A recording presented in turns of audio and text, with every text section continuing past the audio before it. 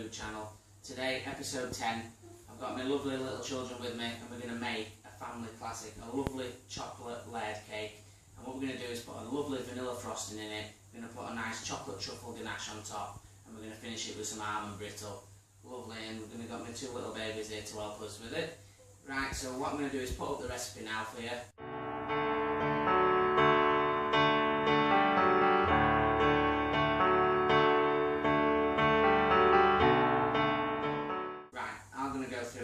So we've got a lovely soft margarine. I wouldn't really use butter, but any soft baking margarine is good. I've got golden caster sugar, really nice, gives a nice toffee taste to it. You can use normal caster, but that's absolutely fine. Free range eggs, for me it must be free range. 4 we've got there of large ones. Self-raising flour, again any self-raising you can get hold of, and if you can get one, a good cocoa powder, about 70% cocoa. And some lovely vanilla bean paste. Right, so what we're going to do straight away is we're going to get Daisy to pass me some margarine. She passes this margarine and we'll get that and we'll put that in the big mixer. So what we're going to do with the margarine there, we've got 8 ounces of margarine. Really simple. Can I have the caster sugar now, Daisy? So we've got the caster sugar now, so we're just going to put both of them in together and we're going to cream these basically until they get like almost white and fluffy.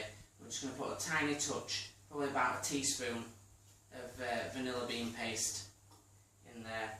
If you haven't got vanilla bean paste, which I recommend if you can afford it, to get some, it's about £5 or £6, but it does go a long way. Get some essence. It's just this, you use a lot less of this because it's a lot stronger stuff. So about a teaspoon of that in. So what we're going to do is put this on a steady speed to start to break it up, and then we're going to give it a good beat if you want to come and have a look, and we'll see. I'll just turn that on there.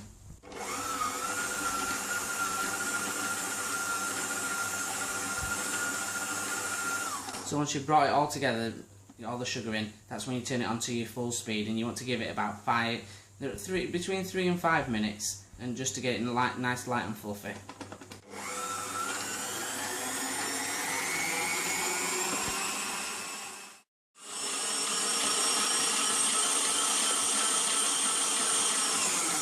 Right, it's just had a couple of minutes there, so what we want to do is scrape the sides down.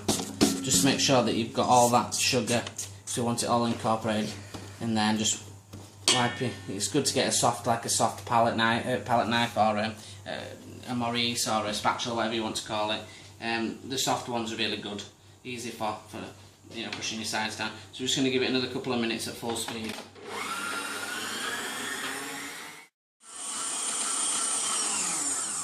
Right now, so you can see it's come to a lovely, fluffy, white consistency. It'll have a slight, darker tinge than it would be if you use normal caster sugar, because obviously your golden's got an orangey tinge to it. So next, what we're going to do is we're going to add the eggs and the flour, but what we're going to do is add them bit by bit.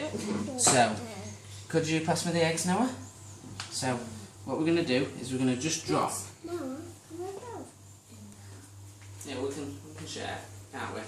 So we've got 2 eggs in there, yeah? So 2 eggs in there, and what we're going to do is put about half of the flour. And what speed what speed do you think we'll have to put it on? What speed do you think we'll have to put this on now, when it's got the flour in? Do you think we'll have to put it on a fast speed straight away or a slow speed? A slow speed. Does it smell nice? Smell like chocolate? Right, so we're going to put that on a slow speed to start off with, just to incorporate the flour, and then turn on a full speed. So again, like you did last time, we're just going to scrape the sides down, just make sure that we get all this flour incorporated. So now, Daisy, sorry, if you could pass me the eggs for the second round, and put the other 2 eggs in. So it's 2 eggs in, then half your flour, then repeated 2 eggs and half the flour. But what we're going to do now with this last bit of flour is we're going to put that cocoa in. Can I have the cocoa, Noah? Thank you very much. So all the cocoa goes in there. So we've got 8 ounces of flour, we've got 7 ounces of flour. We're just taking 1 ounce off to put 1 ounce of cocoa powder in.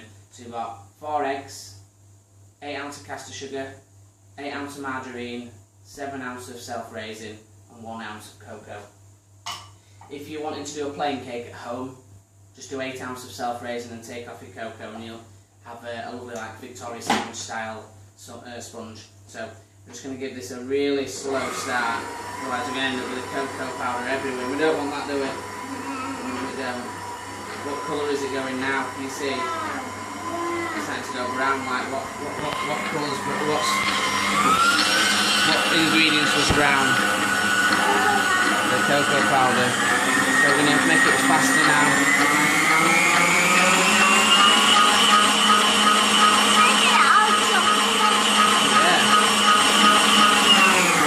Just started it, I'm going to give that a really quick mix. So what we're going to do now is just scrape the sides down to get all this cocoa in. We can have a taste in a minute. I want one now. We'll have to wait, won't we? Because you don't have to wait, don't we? We can lick the spoon after. That's the chef's treat. So we put it back on and we put on onto a full speed. Right, so we'll just give it a couple of minutes. And what colour is it now? Brown. It's brown. Like, what's it like? Chocolate, isn't it? That's right. So you can see it's really, the volume of it, it's come up, you've got aerated it with your whisk, and it's got a lovely shine to it. So what we're going to do now, just move this out of the way. Onto the side. And then what we're going to do is we're going to get some cake tins. These are just simple Victoria sandwich cake tins. You can bake this as one big cake if you want and cut it into layers, but these, I think, you know, I got them from a supermarket and they're about 80, 90 pence each, something like that. Really, really cheap. And all we've done is put a bit of margarine on the inside and just put some baking paper on there. What we're going to do, just going to split it between two tins, and there's going to be enough here to do these 2 tins, and then for my little babies to do some buns, I think. So it makes a decent amount of mix. So what we're going to do is just put your mix straight into the middle to start off with, and then what we're going to do is put the rest over there. And we're just going to use the back of a spoon and just gently push down. So we're pushing down and then towards the edge and just lifting up like that. But if the quicker you do it, then you know the more accurate it'll be. So like a little rocking motion. And then once you've pushed it all to the edges, what you want to do is just a little circular kind of motion in the middle, and then that'll leave you with a nice flat surface. So again, I'm going to push that to the sides. That smell nice. Smell like chocolate. Push that to the sides again. And we've pre-baked. We've preheated this oven, and it's at about 165 to 170 degrees Celsius. So what we're going to do is, if you've got a gas oven, I'd put probably about between gas mark 5 and 6, but you will need to be quick and turn them, or I'll put them on a low shelf. We're going to put a middle shelf in this because it's fan assisted, this oven, and they'll take anywhere from 35 to 40 minutes, maybe less if they're in small thin trays like this, but if you're doing a big cake, it can take anywhere up to an hour, and I'll show you how to test, you know, to make sure that it's not undercooked. So what we'll do is get these 2 into the oven. So straight into the oven like that, make sure they've got their own space, and we'll see you in roughly 40 minutes. Right, they've been in for 30 minutes. We're going to have a little check. The way to test them, I know this is a temperature probe, but I'm only using it for the skewer. We're not measuring any temperatures. What we're looking for is a clean skewer when it comes out of the cake, and I'll show that to you. Just get yourself a nice cloth or an oven mitt or whatever you want. So be careful for steam when you open it firstly. I already know that they're cooked because it's started to come away from the sides. If you look, it's come away from the sides and it springs back to touch. That's what you're looking for. So you put that into the middle, pull it out, and you can see it's completely clean, nothing on it, so they're ready. So what we're going to do is just take those 2 out of there. Lovely. I'm just going to shut that because it's got some the rest of the mixture in there. I've just done some buns. So don't be tempted to take them. Don't be tempted to take them out as they are now. Leave them for about 5 minutes or so to cool down before you move them onto a cooling rack. You know, 2 or 3 minutes, and then don't remove the paper from the base. Just remove it from the sides. Just gently pull it down. So we've got a cooling rack ready. You know, any style cooling rack's fine. So we'll put them on there and then we'll chill them. So join me in a bit, and then we'll go on to the fillings and go all through that. But we can't put any fillings on until the cake's cold. So you're going to need 40 minutes to an hour for that to happen, or unless you've got somewhere cool. But don't put it in the fridge, whatever you do. Room temperature. So catch me soon, and we'll see about putting it together. Join us back now. Cakes are cooled. We're going to get to cutting them. What we're just going to do now is focus on those fillings. So what we've got here is a mixture of half mascarpone and half cream cheese, just a full fat normal cream cheese. We've got there about 150 grams of each in this for this recipe. And then what we're going to do is, again, we're going to use unrefined golden caster sugar. Again, if you want to use normal caster sugar, you can. So we've got 150 of your 2 different cheeses, and then what we're going to do is add another 100 grams of unrefined caster sugar to that, and then we're going to add cream, double cream. I know this is not sounding the healthiest thing, but there's about 150 millilitres of double cream there. And then the vanilla paste again. Again, if you want to use essence, we want about 1.5 teaspoons. So we do want that vanilla flavour in there. And all you're going to do is, before we whisk, what we need to do is just get a stiff whisk and just push down onto your cream cheese and onto your mascarpone first. And just want to break that up first, because if you whisk it straight away, you're going to end up with lumps. As you can see, we get big lumps, so just have a bit of patience with it. Keep taking it out of your whisk and just squashing it down. No whisking to start off with, and just break it up. You can see it took a couple of seconds, because it's going to thicken really quickly. The reason that's going to happen is because you've got a lot of fattiness in there with your double cream and with your cheese. So where you don't have to whisk, the better for this part. So we just want to break up those little bits. Right.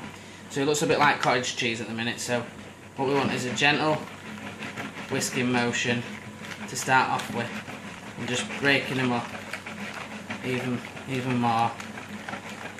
Just in a circular motion. You can see those little bits starting to get smaller and smaller and smaller. That's what we're wanting. And then just gradually increase your speed. Again, if you want to do this with a mixer, that's absolutely fine. But sometimes it's nice to do things by hand. So you can see it's getting smoother now. I'm just increasing the speed. Starting to get thicker and thicker. Just want to break all those little bits up.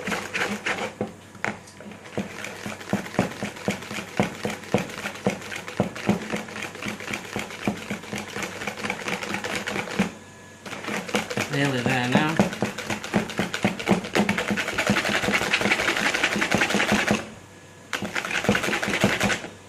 Right. So, as you can see, it's got a bit of drop to it.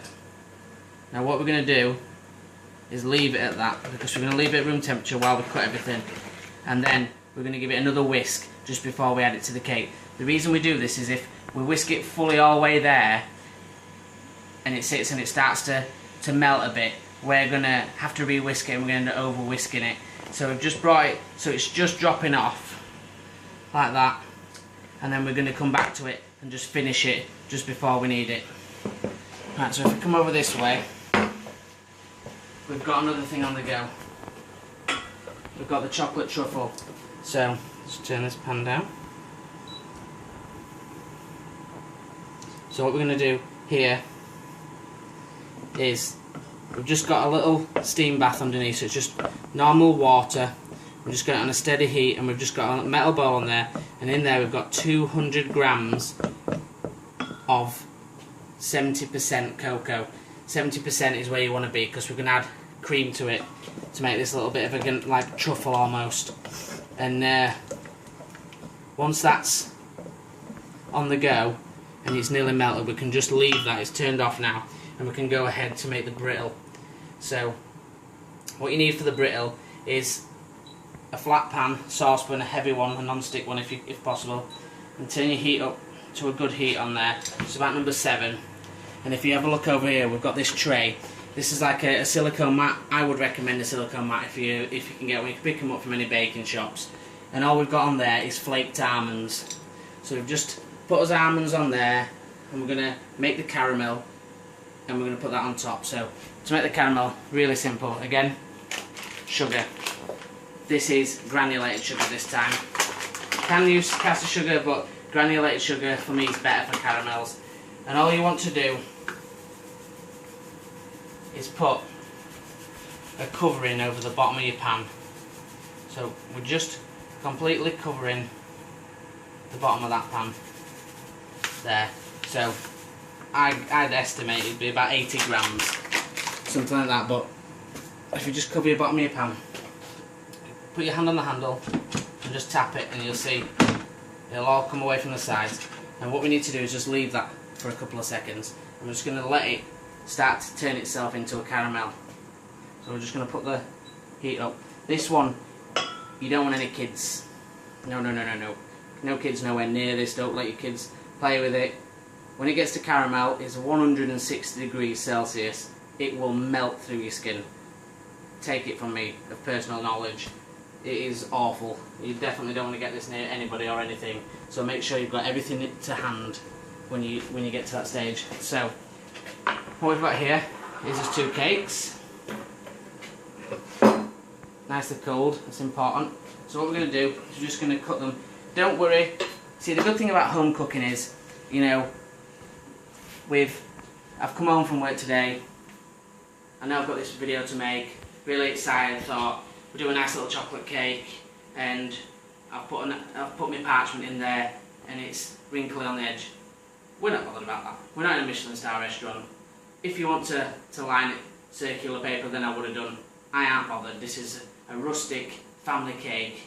We're not bothered about that. So if anybody looks at it and thinks, you know, oh God, but don't worry about that. Got a really sharp knife. Go onto the cake.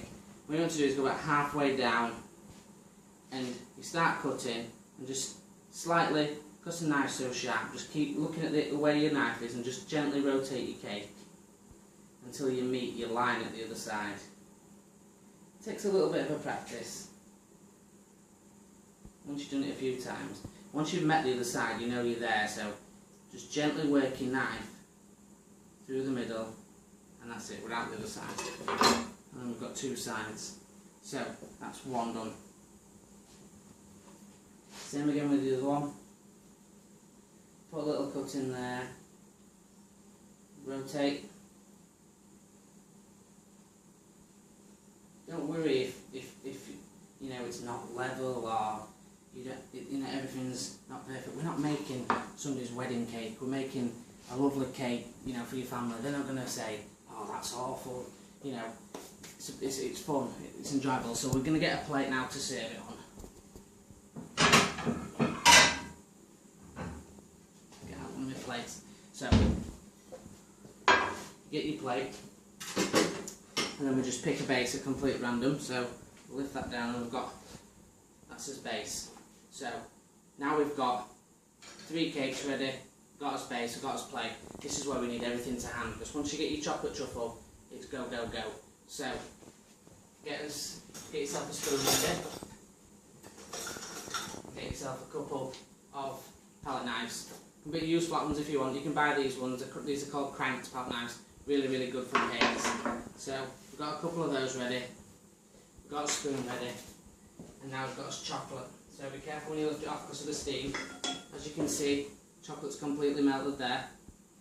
And what we're going to do is we're going to whisk the chocolate. Now, a little tip for this, it's very difficult to do this on your own unless you adopt this method. It's a really easy method. Get your pan, so you've had your water in, tip your water away, like that.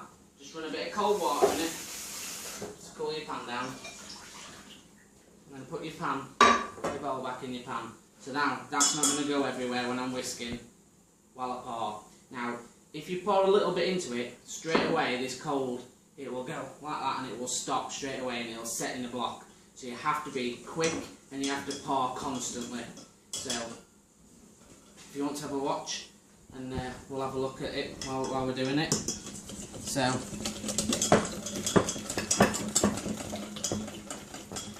constantly pour, so it's all in now. And then we want to get into it there. And we just want to whisk it, and you see it's all incorporated now. You see a lovely, lovely shine. And that took 2 seconds. Don't whisk it any more than that, that's it now. No more than that, otherwise you'll split the chocolate. Take it off your bowl. Beautiful. Can we have a nice close-up of that? It's super silky, super shiny, stunning. That's exactly what you want. So that will set, but you've got a couple of minutes because the bowl's still warm from earlier from melting your chocolate. So give this frosting a little bit of an extra whip now, so it's a bit stiffer. That's where we want it. Look, you have to give it a shake to come off, not too much. So that's it. That's your frosting done now. So we're ready to go now. So we've got chocolate, we've got frosting, we've got cake, and then we've got us brittle, which is chilling out over there. A touch of it yet, it's set, so that's ready to roll. So what we're going to do first is we're going to start with chocolate on your bottom layer. So we get this chocolate just starting to set on me, but it's looking beautiful. So you want about a kitchen spoon's worth, back of your palette knife, forward and back motion to your edges. Again, you're doing it for your family, you're doing it, it doesn't have to be perfect. So try and keep an even layer if you can. So work that to the edges like that. There we go, that's layer number one. So layer number one, we flip this over onto it there, and just give it a little squash like that, and that's perfect. So layer number two, we go with your frosting. So again, about a kitchen spoon's worth, maybe a touch more there, got to be a bit more generous than that. Again, work it out to your sides.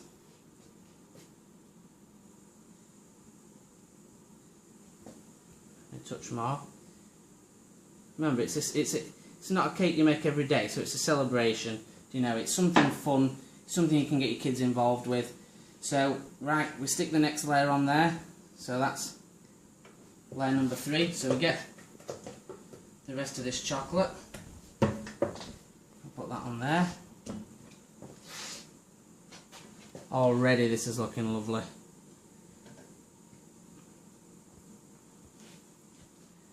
So get that chocolate around there, that's looking lovely, lovely, lovely. Right, so get the last layer on top there. It's looking lovely. Don't worry if it comes out the sides, it's all beautiful, that's how we want it. Don't worry if it's got a slight lean to it. It'll all set up with that chocolate and it'll look beautiful. Go a bit mad on the top, go a bit crazy. It's top layer, it always wants to look a bit fancy. So this time don't spread it, push it down. Just give it a little push around like this, so you've got little bits of spikes on the top and it just looks a bit mad. So there we go. So we've got a bit of spikes on there like that. You see all your chocolate dripping out, it don't matter, it looks great. So what I'm going to do is get a bit of kitchen roll in my hands, get a bit of that off. We'll get these out of the way.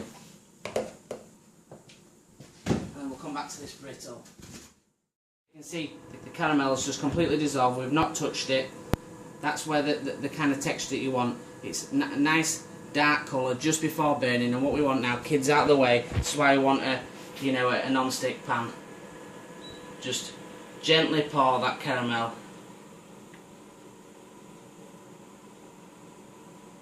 onto there, onto your silicone. Silicone's good because it can take the heat and it stops it from, your parchment sometimes can be a bit of an issue.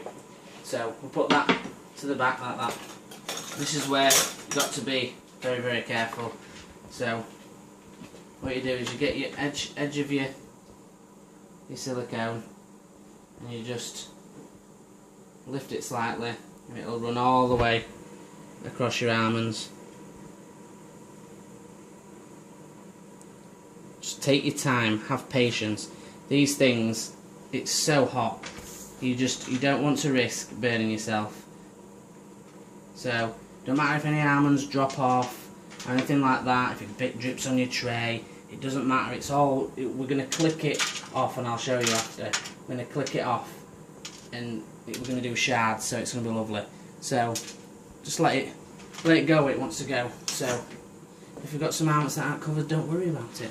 Just get back of a little spatula there, you know, nice Maurice there, and just stroke it. That's it. Just leave it. It's fine, because we're going to break it, and it's going to be lovely. So we'll leave that now. Take that over there. I'll leave that to chill. So now you can see, nice and hard now. So we should be able to, if you've done it right, peel this off in one go, like that. Now that's lovely. So as you can see, does all these little bit of white. Don't matter if they aren't in caramel. It's something, you know. It's different. So what you need to do is get yourself a spoon and get this end of your spoon, your handle end. Just hold it a tiny little bit above. Just put it through. Just tap it like that. Just tap it in different places. You're not looking for a uniform shape. You're looking for just a bit mad, a bit crazy. So come to your cake and you just stick them in to that lovely frosting. Just all over. You know, just go bonkers.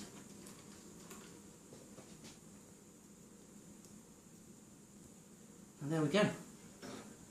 Absolutely stunning. We've got my wonderful chocolate cake layered up with chocolate ganache, a lovely vanilla frosting, and we've finished that with a lovely, lovely brittle. So let's cut a slice and see what it looks like inside, and then hopefully you can have a go at home and try it yourself. So just get my knife back.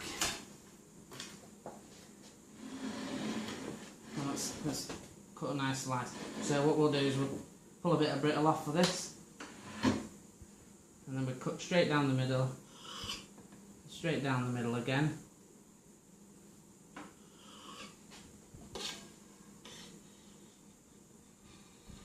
And there you see, absolutely beautiful. What I'll do is I'll get a little plate and we'll put that on the plate, we can have a look at it.